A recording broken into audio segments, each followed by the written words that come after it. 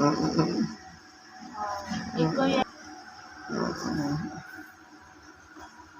वालेकुम जी। मेरा भरा बिमार है, इनू दिल का मसला तो गुर्दे का मसला है तो शुगर है। गरीब आदमी हाँ, मैं मजदूर आदमी हाँ। मेहनत मजदूरी करके अपनी औलाद पाला कि इनका इलाज करा जी। मेरे च इन्नी हिम्मत नहीं गी, मैं कुछ कर नहीं सकता।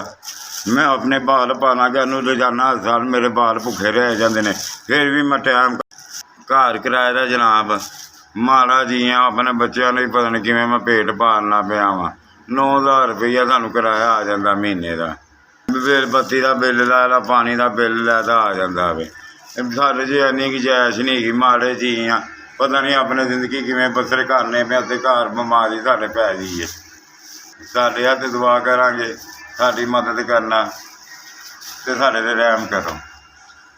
साड़ी गरीबां की मदद की 5,000 रुपया सानू दिता मेरे भरा दियां दवाइयां ते साड़ी बहुत मेहरबानी अतरी की है। भरा के लादा तो दवाइयां दुइयां आस्ते आ जाएगियां तो असीं तुहानूं दुआवां देने। रब तुहानूं जिंदगी देवे, रब तुहानूं वड्डी वड्डी उम्र देवे, साढ़े सारियां दी जिंदगी रब तुहानूं लावे। अल्लाह तुहानूं वड्डिया वड्डिया होर करे, वड्डिया गरीबां की मदद करने वास्ते। अल्लाह तुहानूं तंदुरुस्ती देवे। अल्लाह तुहानूं साढ़े गरीबां दा इलाज होंदा रहे। साढ़े जेह्ड़े मरदे ने बेइलाजो ओह ना मरन। तुसीं साड़ी मदद की, अल्लाह तुहानूं खुश रखे, आबाद रखे, तरक्कियां कामयाबियां होर होन साड़ियां।